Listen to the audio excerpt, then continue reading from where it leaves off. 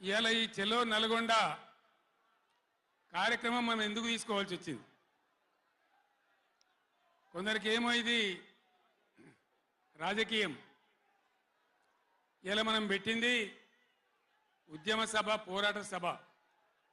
ఇది రాజకీయ సభ కానే కాదు. కృష్ణా నదిలో మన జలాలు అనేది, కృష్ణా నీళ్ళ మీద మన హక్కు అనేది మనందరి బతుకులకు జీవన మరణ సమస్య, సావో రేవో తేల్చే సమస్య. ఈ మాట తెలంగాణలో పక్షిలాగా తిరుక్కుంటా నేను చెప్పబట్టి, ఎవడా మైక్, అది